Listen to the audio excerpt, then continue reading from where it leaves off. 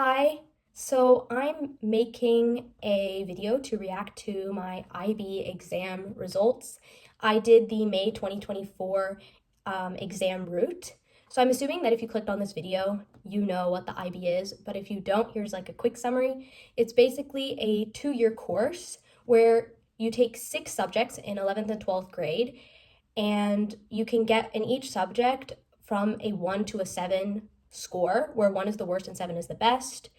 You take 3 of these subjects at higher level and 3 of them at standard level, or if you're like kind of ambitious, you can take 4 at higher level and 2 at standard level. Your total IB score amounts to 45 points, 42 points coming from your 6 subjects. I'm assuming if you get a 7 in every single one, you get 42 points. That's full marks. And then an additional 3 points in your theory of knowledge class, which is basically a philosophy type class. How do we know what we know? And your extended essay, which is a 4,000-word research paper in a subject of your choice. So that's the IB. It's known to be quite a rigorous program. It's internationally recognized, done at international schools all over the world. So this is about 1 week before the exam results are released. It is, I think today is June 29th. The results come July 6th. I will be in France. Right now I'm in Prague, Czech Republic, but I will be in France when I open the results. So I wanted to film the first part here. But I will start with, right now, the subjects I took. And yeah, so I took 4 higher level classes and 2 standard level classes. I actually started with 5 higher level classes, which is not allowed in the IB program. So you can't take 5 higher level classes and get a diploma. You need to have at a maximum 4 higher level classes. So in my DP1, I took 5 higher level classes, which were HL Math Analysis and Approaches, HL Physics, HL Chemistry, HL Spanish B, and HL Economics. And then I took standard level English Literature.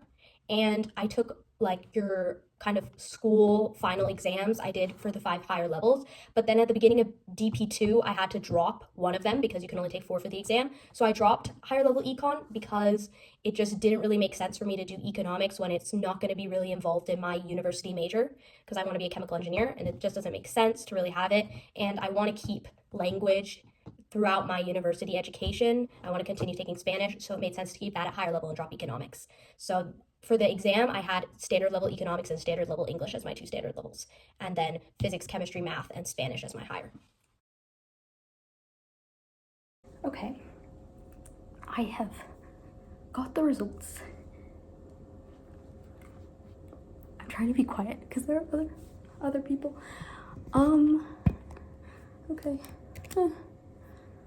Hopefully my computer is recording. Oh, they're all here. Am I recording? Okay. No. I got an A. I got an A on my EE. I got 28. Oh. I got a 6 in English.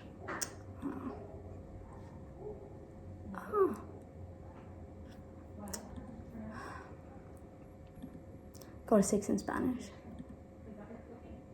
Ooh. Oh, okay. Not terrible. I got a 7 in econ. Oh, 87%. What the fuck? I did so good in econ. Okay. I got a 7 in chemistry. 82. Thank God I got a 7 in chemistry. Okay, I got a 7 in physics. Ooh, 78. That's pretty good. That's pretty good. I got a 7 in math. I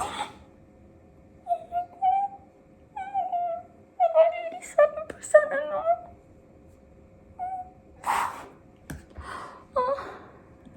And I got a B in TOK.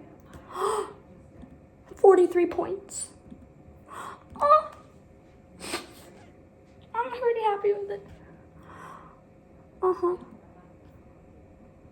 Okay. Ooh, did bad in TOK, but I got the B, so it doesn't matter. Okay, so in my higher levels, I got 7 in chemistry, 7 in physics, 7 in math, and 6 in Spanish, 6 in English.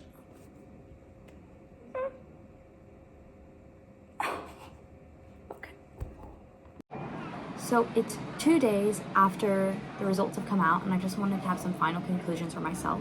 So honestly, I was quite surprised about English, not exactly in a good way, because I had been predicted a decent 7, and I got a pretty low 6.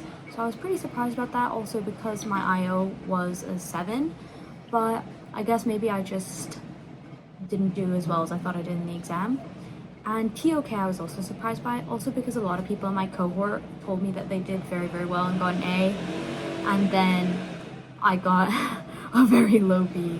But I guess I got lucky enough to get an A on my EE that I still managed to get the 3 points, so I guess it didn't really matter. Math was the biggest shock to me, to get 87%. I've been predicted a 6 by my teacher, and he really said like I probably wasn't going to get a 7 kind of thing. And so to get 87%, I was like, it's absolutely unbelievable. I'm so happy about it. And econ as well. Econ I was predicted a 7, but to get 87%, I really didn't think I would get that. And physics and chemistry are about where I thought they would be. Chemistry is my favorite subject, and I knew that after I did that paper 3, which I really did terribly on paper 3, I knew that I was not going to get a very high grade.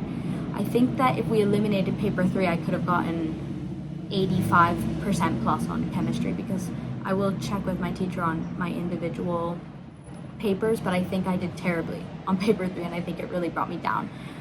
And physics was overall good. I wasn't expecting to get 78. I was expecting maybe to get 72, but I'm happy with it anyway. And overall, I'm really happy about my results. I'm super happy that I managed to get a 43. I didn't know what I was gonna get. I was kind of going between, like, I had moments where I was like, oh, you know, I feel like I could have actually gotten a 6 or a 5 in exams, and I could get a 38. And some days I was feeling really good about myself, and I was like, oh, I can get a 43. So I'm really happy that I managed to almost meet my predicted, which my predicted was around a 44. So